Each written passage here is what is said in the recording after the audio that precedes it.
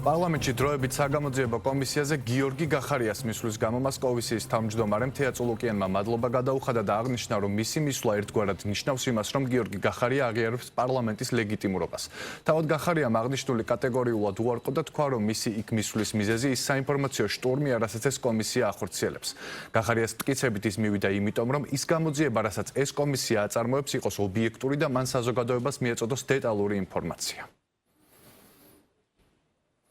ეთერში გვერდდება ხატია ჯამალაშვილი, ხატია უფრო დეტალურად გვეტყვის დღევანდელი საგამოძიებო კომისიის შესახებ და ხატია გისმენ.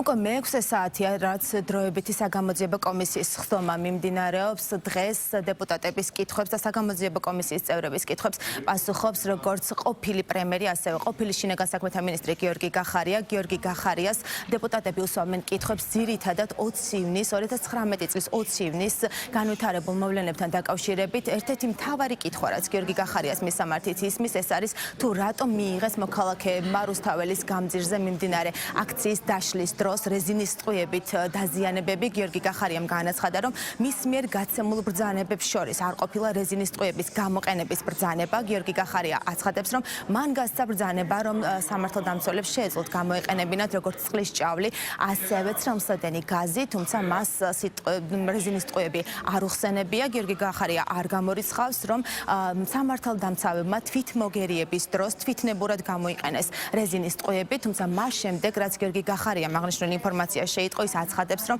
მან გასცა ბრძანება, რომ მხოლოდ და მხოლოდ აუცილებელი მოგერიების პირობებში და სამართალდამცავების სიცოცხლის საფრთხის დროს შეეძლოთ მათ გამოეყენებინათ რეზინის ტყვიები და როგორც ის ამბობს, რეზინის ტყვიების გამოყენება კვლავ მოხდა. ამის შემდეგ უკვე დეპუტატები დაინტერესდნენ, თუ სად ჩანს გიორგი გახარიას მიერ აღებული პოლიტიკური პასუხისმგებლობა. გიორგი გახარია აცხადებს, რომ ის გეგმა, რომელიც შეიმუშავეს სამართალდამცველებმა და რომლის მიხედვითაც ისინი მოქმედებდნენ, ბუნებრივია, რომ გადაცდენებით მიმდინარეობდა და იყო გარკვეულწილად დარღვევები, თუმცა გიორგი გახარია აცხადებს, რომ ის გრძნობს საკუთარ წილ პასუხისმგებლობას, მისივე თქმით მიმდინარეობდა გამოძიებებიც, მას გამოძიებისთვის ჩვენება აქვს მიცემული და არ გაურბის საკუთარ წილ პასუხისმგებლობას.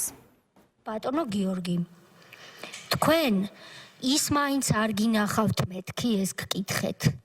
ვანო მერაბიშვილმა რეზინის ტყვიები რომ გამოიყენა და ასე გავაკეთე ზურგი რო ქონდა ხალხს დაჩვრეტილი მეთქი და დასახიჩრებული რო იყვნენ ადამიანები, ეს რეზინის ტყვიები რამ გამოგაყენებინათ მეთქი? თქვენი პასუხი იცით რა იყო? რა ვქნა ჩემო თეა, ერთი ეკონომისტი კაცი ვარო. ეს იყო თქვენი პასუხი. ეხლა თქვენი ძახით რომ მე ვიტყუები. თქვენ რაც გინდათ ის თქვით, მაგრამ ეს იყო ასე. რა თქმა უნდა, იტყუებით. ფასებიც კი არ უნდა აძლევდეთ. თქვენ და ამჟამინდელ შინაგან საქმეთა მინისტრს, რომელსაც ძალიან ზუსტად იგივე გავაკეთე მე. ზუსტად იგივე გავაკეთე მე. შვიდობიანი აქციების დროს. ამას ვერ გათქმევინებთ, იმიტომ რომ ამას ვერ გათქმევინებთ. ზუსტად იგივე არ გააკეთეთ. თქვენ და ასახიჩრეთ ადამიანები, ვერ გავიგე რას ნიშნავს პოლიტიკური პასუხისმგებლობა და იქნება ერთხელ და სამუდამოდ აგვიხსნათ. პოლიტიკაში ყოფნას აგრძელებთ, ისე რომ ფრანგებს აქვთ ესეთი გამოთქმა, თვალებზეც არ გცივათ. აი ესე. აბსოლუტურად გაბედულად აგრძელებთ პოლიტიკაში ყოფნას, ვითომაც ბალი ორი შაური. მე ყოველთვის მithქვამს, რომ ბევრი კარგი საქმეც გამიკეთებია და გაგვიკეთებია ყველას ერთად. მაგრამ შეცდომების დამიშვია. და მე ამ შეცდომებზე პასუხისმგებლობა რომ აქ აღებული, სწორედ ამიტომ ვარ დღეს პოლიტიკაში და სახში კი არ გავქცეულ ვარ. რაც ბევრს უნდოდა და ზოგიერთებით მოქცეულ ვარ და იმ ტვირთით, შეცდომებით. აი ასე ვარ. არ მეშინიარ თქვენი კომისიის და არც გამოძიების. მე ჩავსვი გავრილოვი პარლამენტის იმაში მეცაც გეტყვით, არ დავამთავრო, დავასრულო. აიღო პოლიტიკური დავასრულო, ხომ აკვლება. ამის შემდგომ იქამდე იყო შეთანხმება მისული, რომ ამ ღონისძიების, რომელიც იყო საერთაშორისო ღონისძიება და საერთაშორისო ღონისძიება რო იყო, ამით დაგვიწყეს შანტაჟი, რომ საერთაშორისო სკანდალში გაეხვევა ქვეყანაო და გინდა თუ არა უნდა შემოვიყვანოთო. ქალბატონთიამ აღნიშნა, რომ პოლიტიკური პასუხისმგებლობა აიღო იმ ადამიანმა ირაკლი კობახიძის სახით, რომელსაც ანებრალეულობა არ ქონდა იმ შედეგებზე, რა შედეგებიც დადგა და თქვენ დღესაც აღნიშნავთ აქ რაც პროცესები როგორ წარიმართა, მოინდომეთ პირიქით პრემიერ-მინისტრობა. აი საზოგადოებამ რო იცოდეს პარლამენტში გადაწყვეტილება სად იყო მიღებული საგარეო ურთიერთობათა კომიტეტზე სადაც ქალბატონი თამარ ჯუგოშვილი პირველი ვიცე-სპიკერი რომელიც ასრულებდა თავმჯდომარის მოვალეობას ესწრებოდა და მწვანე შუქი აუნთო ამ ღონისძიების ჩატარებას წერტილი მე არ ვიცი ვირას ესრებოდა მე ვიცი რომ მე მეხვეწებოდა მე გეუბნებით მე ვამბობ იმას რაც მე ვიცი კაცო ბატონო გიორგი არ გამოგივათ ახლა ესე არ გამოგივათ რა არის ეს მე არ ვიცი ვირას ესრებოდა რაც ნიშნავს ახლა რას ნიშნავს მე არ ვიცი ვიდეოები არსებობს და ამოვიღებთ იმ კომიტეტის ხდომას ორგანიზებულად მასობრივად სხვადასხვა ჯგუფებით მაშინ როდესაც ჟურნალისტებს თავს ესხმიან და ფიზიკურად უსწორდებიან ისე რამოდენიმე შემთხვევა რომელიც იყო არ ვასახელებ კონკრეტულ ადამიანებს ხო თქვენ ეხლა მე მორალურ გიპასუხებთ მე მორალურ კითხვას მისვამთ იმ შემთხვევასთან შედარებით ადამიანთან შედარებით ან ხალხთან შედარებით რომლებიც მშვიდობიან აქციას არავით არ მშვიდობიანობასთან არ გვაქვს საქმე შტურმი იყო შტურმი იყო ძალადობა ერთი წუთით შტურმი სამინისტრო ყოფილი ამბობთ რომ 150-მა პოლიციელმა როცა მიიღო უმძიმესი დაშავებები თქვენ ნანახი გაქვთ ეს ფოტოები თქვენი მე პოლიციელების დაცვას ნუ მასწავლით რა ხო და დაიცავით მე პოლიციელებს ყოველთვის ვიცავთ თქვენ რო გამობრძანდით თქვით ასეთი რამ ჟურნალისტებთან გეტყვით ახლა ამას რომ მეორე დღეს დრო არ მახსოვს მე არ მქონია მასთან კომუნიკაცია მაგრამ შემდეგ დამირეკა მეორე დღეს და ავხსენი რა მოხდა იმ ღამეს განაცხადა გიორგი გახარია აი ეს ეხლა თქვენ ამბობთ რომ არ გახსოვთ თქვენ არ გახსოვთ ივანიშვილს იცავთ მომისმინეთ არა გაინტერესებს პასუხი არა მოიცა ერთი წუთი არა კაცო დაიცავით რა პრობლემაა ერთი კითხვა ხო დამისვით ბატონ გიორგი კითხვა ხო დამისვით ივანიშვილს იცავთო კითხვა ხო დამისვით მომისმინე ერთ წამში შეგახსენებთ ინტერვიუში ნათქვამი გაქვთ ხო ნახეთ ახლა უყურე ხო არ გახსოვთ კითხვა იმასთან დაკავშირებით მე ვიცავ სიმართლეს და აქედან გამომდინარე დიახ ბატონი ივანიშვილი იცავს სიმართლეს და ამ ქვეყნის ღირსებას და ეს მოგწონ თუ არა თქვენ პასუხი ხო ეს გაინტერესებდათ და პასუხი არის ეს და თქვენ როდესაც ბატონ გიორგი ნახეთ თქვენ როდესაც ცვალობთ როგორმე გამოძრეთ თქვენ ძალიან წვალობთ ეხლა თქვენ ხო წვალობთ რომ გამოძრეთ ამ სიტუაციიდან ჩვენ პირდაპირები და პრინციპულები ვართ ეს არის ჩვენს და თქვენ შორის განსხვავება ეს კომისია ბატონო გიორგი მე მინდა გითხრათ თქვენთვის არის დისკომფორტი მე მესმის ეს არც ის ტელევიზიებია სადაც თქვენ დადიხართ და ნახევარსიმართლეს და ესე ბოდიში საზოგადოებას რა მე დაალაგე რომ იმედში მიმიშვან და მივალ რა პრობლემაა აგერ ხართ კაცო აგერ ხართ ბატონო გამოსაკითხო პირო აგერ ხართ ბატონო გიორგი აგერ ხართ არსად არ გვეჩქარება ლაივ რეჟიმში გიყურებთ ქართველი საზოგადოება და შესაბამისად აქ ბუნებრივია რომ ეს დისკომფორტი იმ ტელევიზიებისგან განსხვავებით ბუნებრივია რომ გეკნებათ და ამას უნდა შეეგუოთ და წერტილი როგორც თქვენ გიყვართ ეს ასეთი მართლა რა გასავლეს იმ რუსმა ლექტორებმა რომ ყველაფერზე თქვი რომ ან დამავიწყდა ან არ მახსოვს ან პირდაპირ აი ესე თვალებში ჩახედეო ასე გასავლეთ იქ ალბათ გასავლეს რუსმა ლექტორებმა და უთხარითო აი ესე უტიფრათ რომ შვიდობიანი აქცია დაარქვი იმას რომ აი ეს პოლიციელები ყოფილი შინაგან საქმეთა მინისტრი როდესაც ამბობს ალბათ ესეც ფოტოებს ხედავთ ალბათ არ გახსოვთ ესეც ყველა ადამიანი რომელმაც განახორციელა თავდასხმა პოლიციელზე რა თქმა უნდა არის დასაჯელი ისევე როგორც ის ადამიანები რომლებიც დაკავებულები შემდგომ უმოწყალოდ ცემეს ესეც გამოსაძიებელია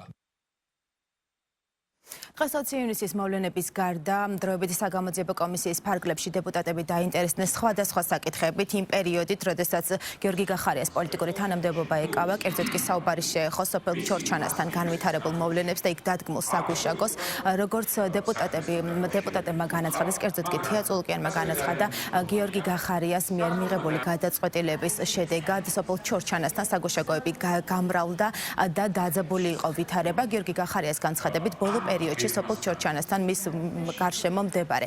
დღესთან შეინიშნებოდა საოკუპაციო ძალების მხრიდან აქტივობები, ასევე სადემარკაციო სამუშაოები და რუკის ეგრეთ საზღვრის შეცვლის მცდელობა, ასევე ხდებოდა დაკავებები მოქალაქეების. სწორედ ამიტომ გიორგი გახარიას განცხადებით მან გადაწყვეტა, რომ დაესწრო საოკუპაციო ძალებისთვის და დადგა იქ საგუშაგო, თუმცა საგამოძიებო კომისიის წევრების განცხადებით ეს იყო შეუთანხმებელი სახელმწიფო უსაფრთხოების სამსახურთან, რამაც გამოიწვია გარკვეულწილად ესკალაცია და ომის ზღვარზე გაიარა.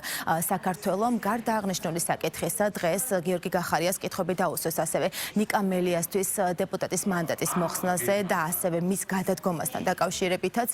კერძოდ დეპუტატები დაინტერესდნენ თუ რატომ შეცვალა გიორგი გახარიამ საკუთარი გადაწყვეტილება მოულოდნელა და რატომ დატოვა პრემიერ-მინისტრის თანამდებობა, როგორც გიორგი გახარიამ განაცხადა, მაშინ როდესაც ნიკა მელიამ გამოწვევა გამოუცხადა სახელმწიფოს და დემონსტრაციულად მოიხსნა სამაჯური და განაცხადა, რომ მას ვერ დააკავებდნენ მის მიერ ჩადენილი ქმედებების გამო. სწორედ ამ დროს შეთანხმდნენ ქართული ოცნების გუნდის წევრები, რომ აუცილებლად უნდა დაეკავებინათ ნიკა მელია იმისთვის, რომ მას სამართლებრივი პასუხისმგებლობა აეღო საკუთარ ქმედებაზე, თუმცა როგორც გიორგი გახარია აცხადებს, წინა დღეს შეთანხმებული გადაწყვეტილება და ის აცხადებს, რომ ქართული ოცნების გუნდში ყველა თანხმდებოდა ამ მოსაზრებაზე. მეორე დღეს ქართული ოცნების დეპუტატები და მისი მხარდამჭერები მან ვეღარ ნახა, სწორედ ამიტომ გიორგი გახარიამ განაცხადა, რომ მისი აზრით გარკვეული უჩინარი კაცის ხელიერი აღნიშნულ საქმეში და მან გადაწყვეტა და დაასკვნა, რომ სავარაუდოდ მისი გადაწყვეტილებები შეიძლება ასე შეცვლილიყო მომავალში. სწორედ ამიტომ გიორგი გახარიას განცხადებით მან მიიღო თანამდებობის დატოვების გადაწყვეტილება. ორსებმა სეპარატისტულმა რეჟიმმა სათყოფნაში მოიყვანა თავისი საჯარისო ფორმირებები და გავიარეთ ომის ზღვარზე. ამას მოყვა ის, რომ ახალგორში ააგეს ახალი პოსტები. და მე გავყვეთ ქრონოლოგიურად. შეიძლება აზრთა სხვადასხვაობა იყო, მაგრამ ის, რომ ვიღაცასთან არ გვისაუბრია, ან ვიღაცა საქმის კურსში არ ჩაგვიყენებ, ეს ასე არ არის. სახელმწიფო უსაფრთხოების სამსახური იყო კატეგორიულად წინააღმდეგი ამისა. ამაში ასაკ. კიდევ ერთხელ მინდა გითხრათ, რომ ფაქტი დღეს არის შემდეგი, რომ ომი არ არის. არავის არაფერი არ უსვრია და დღეს არის საქართველოს კონტროლირება ტერიტორიაზე. ეს არის მთავარი და ჩვენც ეს იყო მთავარი. ეს ასე არ არის სამწუხაროდ. შეიძლება შემეძლო ბევრი რაღაცა, მაგრამ ასეთი ძლევამოსილი ვიყავი, რომ ყველაფერს ვაკეთებდი ისე, როგორც მე მომინდებოდა? რას იძახდა სუსი, რატომ აქვსო განსხვავებული აზრი? სუსი იძახდა, როგორც ყოველთვის, სუსს აქვს თავისი, როგორ გითხრა, სუსი ხო არ არის გატაცებებზე პასუხებელი. სუსს აქვს თავისი მთავარი პრეროგატივა. ვინმე არ გავაბრაზოთ. მათი ამ პოზიციის მიუხედავად თქვენ ამ საგუშაგოს მაინც აყენებთ, იგედედეთ გება და დღეს ჩვენ გვაქვს შედეგად სამი საგუშაგო მეორე მხრიდან იმ ტერიტორიაზე სიმაღლეებზე თან იმ ტერიტორიაზე რომელიც ჩვენი იურისდიქციის ქვეშ იყო ორი პოსტი თლიანობაში 5 ყოფნა ანუ პრეზენსი რომელიც მანამდე არ იყო და საოკუპაციო ხაზი რომელიც გადმოწეულია და თქვენი ძახით რომ დასწრების პრინციპით თავიდან ავიცილებდა. ამიტომ გვაკითხები. ეუბნებით მე ხელისუფლებაში მყოფი ადამიანი, რომელმაც ცოტა მეტი შეიძლება ვიცოდე ვიდრე თქვენ ქუჩაში მდგარმა ოპოზიციამ იმავდროულად დეპუტატმა რო ვერ გავიგეთ ჰიბრიდული სტატუსი გაქვთ რაღაცა. იცით ქუჩაში რა კარგია? ესეთ ქუჩაში ისე იძახით, რომ აი ქუჩაში რაღაც ისე იძახით, რომ თითქოს ქუჩაში ნორმალური ადამიანები არ იყვნენ. ქუჩიდან მოვედი მე ოპოზიციიდან, მაშინ როდესაც თქვენ სადიჯექით თბილად გერმანიაში არ ვიცი და იმ ნაცებს ვებრძოდი, რომლებიც მოსაკლავად დამზდებდნენ. ეხლა მოისვით გვერდზე და კომისიაში ვერ ეძახით. ესეც ფაქტია, ესეც დაადასტურეთ. მივალთ მაქამდე, ნაცებს რო გაურიგდით და მიგვატოვეთ ლიდერმა, რომელსაც კარტბლანში გქონდათ და მართლა ძლევამოსილი იყავით და შეგეძლოთ ეს ქვეყანა სწორ გზაზე წაგეყვანათ. ეხლა შემიძლია.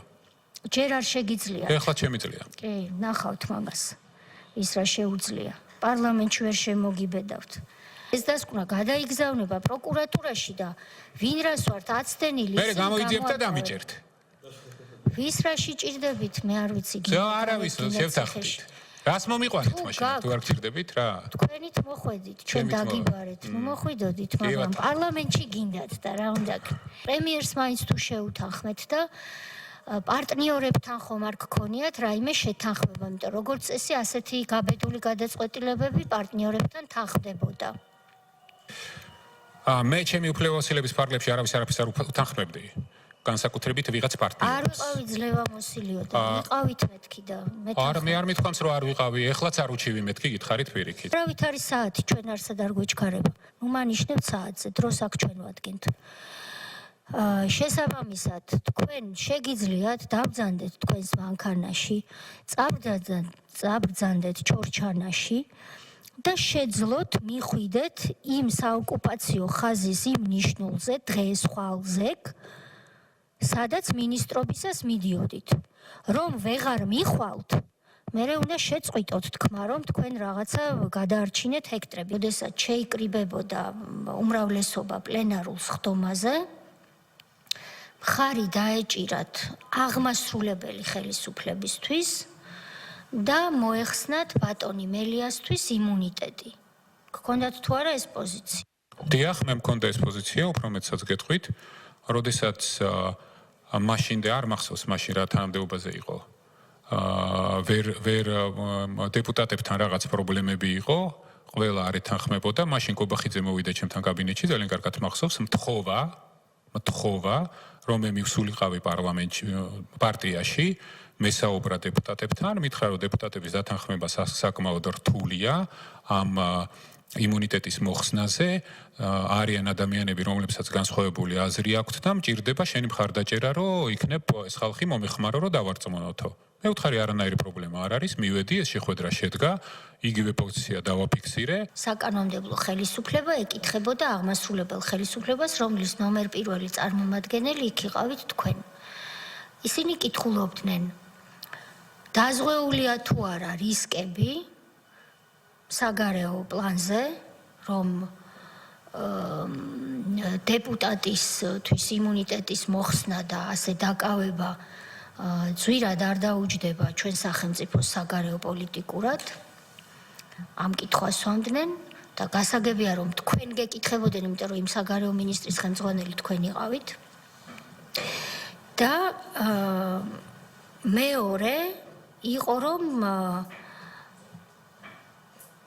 ჩვენ რომ მოუხსნათ იმუნიტეტი, აღასრულებთ თუ არაო დაკავების ორი მთავარი კითხვა იყო, აღასრულებთ თუ ვერ აღასრულებთ და საგარეო ფაქტორები უცხოეთი ევროპა რას იტყვის? ამაზე ღელავდნენ ძალიან, კი. ბანო გიორგი, ჩვენი ერთ-ერთი კოლეგის კითხვა არის, რომელიც მაშინ სვავდა და მოკლედ ბატონი ზარქუასი და ითხოვა, რომ ეს კითხვა მე დამესვა ეხა თქვენთვის. ხო, თქვენ მან დაგისვათ მაგ დროს ეგეთი კითხვა, რომ დაუშვათ აი ამ დროს, სადაც თქვენ ითხოვდით კაპიო პოზიციას, რომ აღესრულებინათ, იყვნენ თუ არა ერთის მხრივ ელჩები და მოკლედ საგარეო ფაქტორი რამდენად ასე ვთქვათ იყო ამ შემთხვევაში გადაზღვეული. თქვენი პასუხი ამასთან დაკავშირებით იყო, რომ ბოდიშსუხტის საზოგადოებას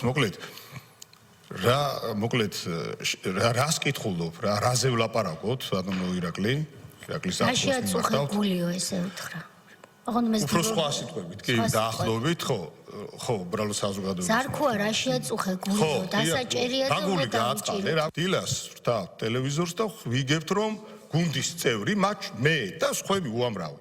და ვიგებთ ამას, რომ თქვენ მიდიხართ, აკეთებთ განცხადებას, თუ რის გამოთ მიდიხართ და შემდეგ უკვე შეგახსენებთ, ნუ ამას დაადასტურეთ კიდეც და პრინციპული მნიშვნელობა არ აქვს, რომ არაერთ თქვენ საჯარო განცხადებაში თქვით, რომ შემდეგ უკვე ეს მიზეზის შეცვალეთ, რომ რეალურად ეგ კი არ იყო მიზეზი, სხვა რამისთვის წავედიო, რას თქვენ ბრძანეთ. აი მე როგორც გუნდის ერთ-ერთი წევრი და სხვა დანარჩენმა, ვინც თქვენ და შევთანხმდით და ამ შეთანხმებას დაუჭირეთ მხარი და აღვასრულეთ.